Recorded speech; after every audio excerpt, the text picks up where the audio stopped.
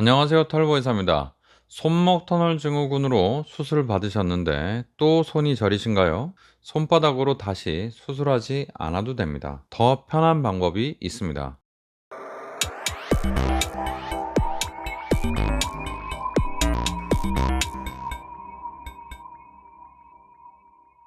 이렇게 말씀드리면 환자분들이 좀 놀라십니다. 그래요? 그럼 어떻게 합니까? 손바닥을 또 절개 안 하나요? 진료실에서 매일 듣는 반응입니다. 재발에서 오시는 분들이 표정이 다 비슷합니다. 좀 절망적이죠. 한번 수술 받았는데 또 저린다. 또 수술 받아야 된다. 그럼 받아들이기 힘듭니다. 오늘은 그분들께 드리고 싶은 이야기를 정리해 드리도록 하겠습니다. 재발하신 분들 중에 첫 수술이 특히 손바닥 절개 수술이었던 분들은 끝까지 보시기 바랍니다.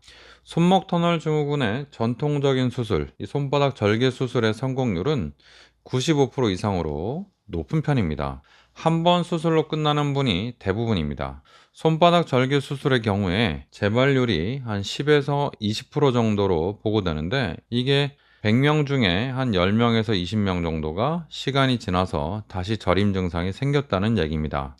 그러면 이 10% 20%가 다 수술 받냐? 그런 건 아니고요. 이 중에 재수술까지 가는 경우는 1%에서 3% 밖에 안 됩니다.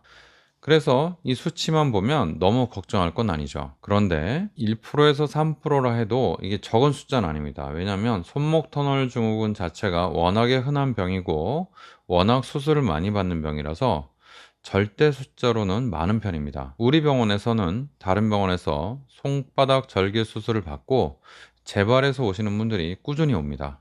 재발은 의사가 수술을 잘못해서 생기는 게 아닙니다. 이 손바닥 절개 수술에 수술 후 생긴 흉터 조직이 신경에 들러붙어서 다시 압박하는 경우가 제일 많습니다. 손바닥 절개 수술을 하면 그 자리에 흉터가 안 생길 수가 없습니다. 그 흉터가 시간이 지나면서 신경을 다시 누르게 되죠.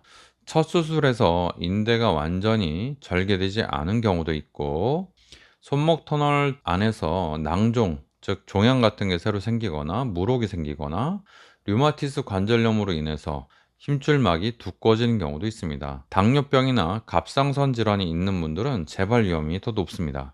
여기서 한 가지 짚고 가겠습니다. 수술 후에 손저림이 안 없어졌다면 이게 무조건 재발이냐? 그렇지 않습니다. 진짜 재발은 한동안 좋아졌다가 다시 나빠진 경우를 말합니다. 처음부터 증상이 안 없어졌다면 수술이 덜 됐거나 이미 수술 전에 신경 손상이 많이 돼서 회복이 잘 안 되는 경우입니다. 그래서 제가 환자분들한테 맨날 강조하기를 수술을 빨리 받아라, 늦기 전에 받아라, 그런 얘기를 많이 드리거든요. 수술 전에 신경 손상이 심했던 분들은 회복에 6개월에서 1년 정도 걸리기도 합니다. 수술 받고 한두 달 만에 저림이 안 없어졌다고 해서 너무 실망하지 마시기 바랍니다. 분명히 좋아졌었는데 1년, 2년, 5년 후에 다시 저린다, 무감각해진다, 손이 힘이 빠진다, 이게 진짜 재발입니다. 이런 분들이 오늘 영상의 주인공입니다. 손바닥 절개술로 수술 받으셨고 명백한 재발이라고 진단받으셨다면 어떻게 해야 되느냐? 많은 경우에 같은 자리, 즉 손바닥 절개 수술을 했으면 손바닥으로 다시 수술하는 방법이 거의 많이 그렇게 권유를 받죠. 전통적인 재수술 방법이고 잘못된 선택이 아니고 예전부터 계속 해왔던 방법입니다. 흉터 조직을 정리하고 신경을 다시 풀어드리는 거죠. 솔직히 말씀드리면 이게 좀 까다롭습니다. 왜냐하면 기존에 그 수술 자리가 늘어붙어 있고 신경하고 붙어 있을 가능성이 높기 때문입니다. 이게 누가 해도 쉽지 않아요. 첫 수술의 자리에는 흉터 조직이 단단하게 자리 잡고요. 신경, 그 손가락의 이 감각과 운동을 담당하는 그 신경 주위에 특히나 그 흉터가 달라붙어 있습니다. 두 번째 수술할 때는 정상 조직이 아니라 이 흉터 조직이 먼저 보이는데 신경이 어디에 있는지 안 보일 때가 있습니다. 흉터를 조금씩 벗겨내야 신경이 나타납니다. 이 과정에서 신경을 잘못 건드리면 신경이 손상되는 거죠. 굵은 신경도 있는데요. 그 옆에 되게 얇은 신경이 있습니다. 이 얇은 신경이 엄지손가락을 이렇게 맞대게 하는 그 신경인데, 이 신경이 망가지면 손의 기능이 상당히 줄어들게 됩니다. 이렇게 맞잡지를 못하기 때문에 이렇게밖에 손을 못 쓰게 되는 거죠. 결과면에서는요, 손바닥 재수술은 결과가 좋긴 좋은데 첫 수술만큼 좋지는 않습니다. 70%는 좋아지고 나머지 30%는 저림이나 통증이 계속되기도 합니다. 합병증도 첫 수술보다 많죠. 25% 이상에서 신경이 다시 들러붙거나 신경 손상, 만성 통증, 상처가 잘 안 낫는 문제, 이런 문제가 생깁니다. 손바닥 재수술이 받으면 안 된다, 이게 무조건 안 좋다, 그런 얘기가 아닙니다. 첫 수술처럼 깨끗하게 끝나는 수술이 아니고 위험성이 올라간다, 그런 얘기입니다. 수술을 했을 때 재수술이 어렵다면 그럼 이게 왜 어려울까? 그래서 고민하다가 이런 분들도 제가 수술하고 있는 이 손목을 절개하는 손목 주름 분절 감압술이라는 방법으로 재수술을 계속 진행을 해왔습니다. 손목 주름은 손목 안쪽에 있는 여기 주름인데요. 이 자리에서 보통 한 1.5cm 정도를 절개를 합니다. 정중신경이 이렇게 쭉 이어져 있으니까 이 정중신경을 여기서 찾아서 인대 밑으로 들어가서 이 인대를 풀어주는 겁니다. 여기서부터 들어가서 거꾸로 이렇게 찾아 들어가는 거죠. 그 핵심이 첫 수술이 손바닥에서 이루어졌기 때문에 흉터도 손바닥에 있으니까 흉터 없는 쪽, 깨끗한 쪽을 들어가서 흉터 있는 쪽을 반대로 보는 겁니다. 손목 부위는 깨끗하니까 정상 조직에서 들어가는 게 해부학적 구조가 잘 보인다는 얘기입니다. 이 방법이 좋은 이유는 신경 손상 위험이 그런 이유로 낮다는 겁니다. 손목 부위는 손바닥처럼 이렇게 매일 부딪히고 누르는 자리도 아니어서 손목 부위는 유착이 잘 안 생기기도 합니다. 유착이 생겨도 풀기가 좀 편하고요. 그래서 손목 부위로 들어가는 수술이 좀 더 유리한 게 맞습니다. 수치로도 좀 차이가 나는데요. 환자들의 증상이나 손바닥 절개 수술 후에 흔히 생기는 기둥통은 뭐냐면 손바닥에 이렇게 이 부위가 아픈 겁니다. 이걸 기둥이라고 그래가지고 이 기둥통이 손바닥 절개 수술을 받으면은 1개월 후에 25%에서 한 40%가 경험하고 6개월이나 1년까지도 가는 분들이 있습니다. 즉 손바닥 절개 수술을 하면 상당히 거의 한 30%그 정도 환자가 손바닥 통증이 오래 간다, 이 얘기입니다. 근데 손목주름 분절 감압술처럼 손바닥을 건드리지 않는 수술은 발생률이 일단 굉장히 낮아요. 10% 정도가 생기고 강도도 약하고 보통 그 약한 강도의 통증도 한 2개월 안에 없어집니다. 이 방법으로 제가 손목주름으로 수술을 했는데 경과가 좋았습니다. 손목으로 들어가서 신경을 풀어드리면 첫 수술보다 덜 아픈데 재수술이라 걱정했는데, 이렇게 말씀을 많이 하세요. 첫 수술이 충분치 않아서 재발한 경우도 좀 있긴 있습니다. 그러나 첫 수술이 잘 됐다고 믿는 것이 여러분들 정신건강에도 좋고, 실제로 처음에 수술하셨던 의사선생님들이 성심성의껏 잘 했을 겁니다. 그러나 구조상 재발을 할 수밖에 없는 그런 구조인 거죠. 손목주름 분절 감압술, 제가 하는 이 수술이 그러면 만능이냐, 무조건 좋냐, 그런 건 아닙니다. 한계가 또 있습니다.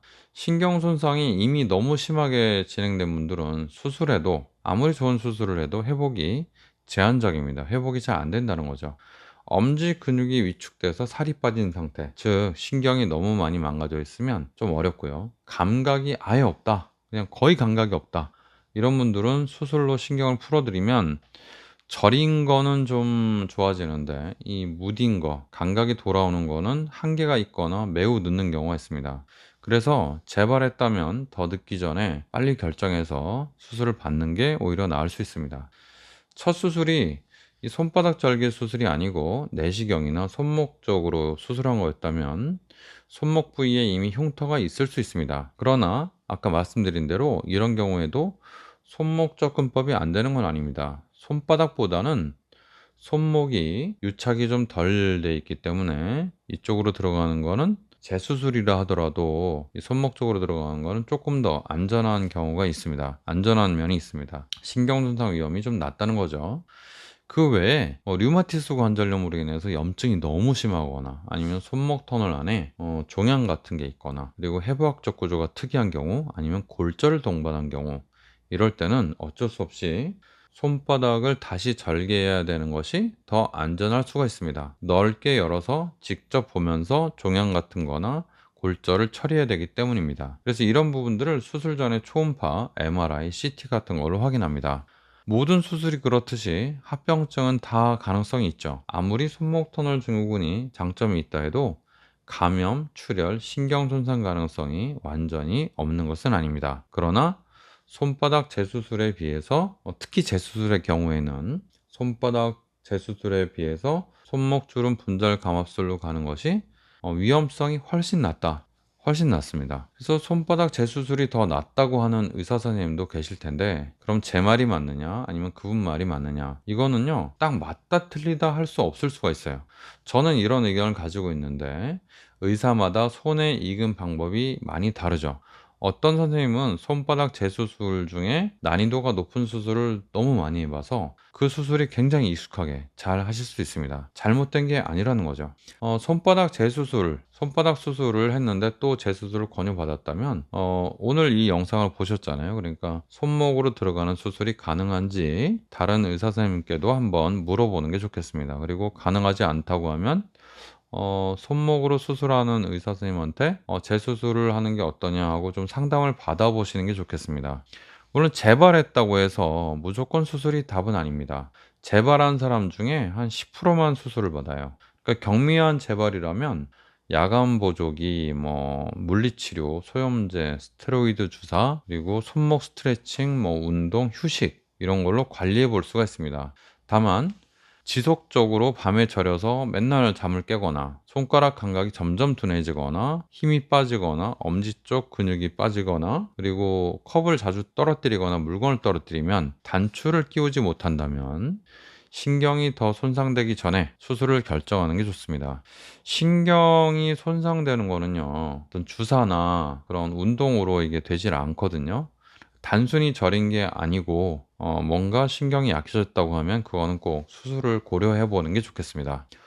오늘 마지막으로 꼭 기억할 거 말씀드리면요, 재발이라고 절망하지 마시고 다시 수술하면 됩니다. 가장 중요한 건요, 어떤 수술을 받든지 너무 늦지 않는 겁니다. 손목 터널 증후군은 늦으면 회복이 어려운 겁니다. 재발했다고 해서 다 수술 받는 것이 아니라 재발한 분들의 한 10%만 수술로 간다. 비수술적 방법을 충분히 해보신 것이 좋고, 신경이 점점 손상되는 것 같으면 늦지 않게 수술을 받는 것이 좋다. 이렇게 말씀드릴 수 있겠습니다. 오늘 제가 말씀드린 내용은 제가 쓴 책 손저림의 흔한 원인, 손목 터널 증후군에서 더 자세히 정리되어 있습니다.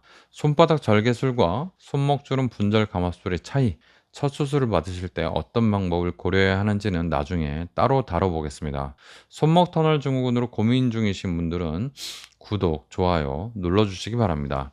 정확한 진단은 가까운 병원에서 신경전도 검사, MRI 검사 등과 함께 받아보시기 바랍니다. 여러분 항상 건강하시기 바랍니다. 털보회사였습니다.